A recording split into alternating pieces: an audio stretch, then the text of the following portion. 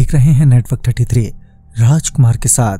Network 33 की आज की कहानी में आगे बढ़ने से पहले अगर आपने हमारा चैनल अभी तक सब्सक्राइब नहीं किया है तो कर लें और साथ ही बेल आइकन को भी जरूर दबाएं। दोस्तों, अगर आपके पास भी ऐसी ही कोई कहानियां हैं तो हमारे साथ जरूर शेयर करें।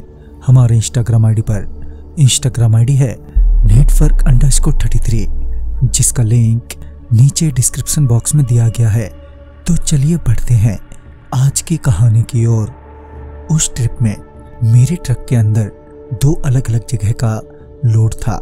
जहां पहले डिलीवरी देनी थी तो उस जगह मैंने पहले भी कई बार डिलीवरी की थी तो रास्ते का अच्छे से पता था, मगर दूसरी जगह जहां डिलीवरी करनी थी वो जगह नहीं थी।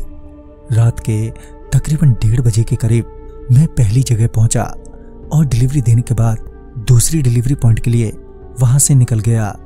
अब तक 2 से ज्यादा का वक्त हो गया था। मैं लगभग उस दूसरी डिलीवरी वाली जगह के आसपास पहुंच गया था, मगर मुझे एग्जैक्ट रास्ता नहीं मिल रहा था। तो मैंने वहां के ऑर्डर मैनेजर को फोन किया और मैंने अपना लोकेशन बताते हुए कहा कि यहां से किधर आना है। तो इस पर उसने कहा कि आप रॉन्ग साइड पर पहुंच गए हैं, अभी वहां से लेफ्ट ले लो और पुरानी रेलवे क्रॉसिंग के बाद फिर से लेफ्ट ले लेना। उस रास्ते के कुछ आगे एक पुरानी फैक्ट्री मिलेगी, उसके ठीक पीछे ही हमारा गोदाम है। सारी इंस्ट्रक्शन सुनने के बाद मैंने अपना ट्रक लेफ्ट में ले लिया और उसके बताए अनुसार रेलवे क्रॉसिंग पर पहुंचा, जहां पर रेलवे क्रॉसिंग लगी थी, यानी अभी ट्रेन आने ही वाली थी। मैं ट्रेन के गुजरने का अब वेट करने लगा था। फिर कुछ ही देर में एक मालगाड़ी धीमी रफ्तार में आई और वहां से गुजरने लगी, मगर वो अचानक ही बीच में ही रुक गई, जिससे मुझे और देरी होने लगी। लगभग 10 से 15 मिनट के बाद भी वो मालगाड़ी वहां से नहीं गई। तो मैं ट्रक से उतरा और वहां रेलवे क्रॉसिंग के आसपास टहलने लगा। मैं वहीं टहल ही रहा था कि मुझे किसी ने आवाज दी। मैंने आसपास देखा मगर कोई नजर नहीं आया। फिर मैं वापस अपने ट्रक में बैठने के लिए बढ़ा ही था कि फिर से एक बार किसी ने मुझे आवाज दी। इस बार मुझे ऐसा लगा कि वो आवाज ट्रेन के उस पार से आ रही है।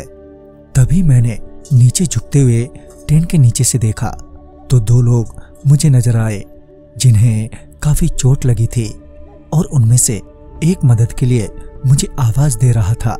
मैं उन्हें आवाज देते हुए बोला, क्या बात है? तो इस पर उस आदमी ने मुझे सिर्फ आने का इशारा किया। तभी मैं उनकी मदद करने के लिए ट्रेन के नीचे से उनकी ओर जाने लगा। मैं जैसे ही ट्रेन को पार करके दूसरी तरफ निकला कि मेरे फोन की रिंग बजी। मैंने फोन पिक किया। फोन पर वही मैनेजर था जो कह रहा था, अरे भाई तुम अभी तक आए नहीं, कहां पर रह गए हो? मैंने इस पर कहा, वो सर रेलवे क्रॉसिंग पर एक मालगाड़ी रुकी है ना, जब तक वो नहीं जाएगी तब तक मैं कैसे आ पाऊंगा। इस पर उस मैनेजर ने कहा, रेलवे क्रॉसिंग? अरे बाप रे, तुम्हें पता नहीं क्या, वो ट्रैक अब यूज नहीं होता है क्योंकि वहां से ट्रेन क्रॉस नहीं होती है। अब वो रूट कब का बदल दिया गया है, वहां कोई ट्रेन नहीं रुकती। देखो, तुम सिर्फ 2 बार हॉर्न बजाओ और ट्रक वहां से निकालो जल्दी, नहीं तो वो 2 लोग तुम्हें नहीं छोड़ेंगे। तभी मेरा फोन कट हो गया।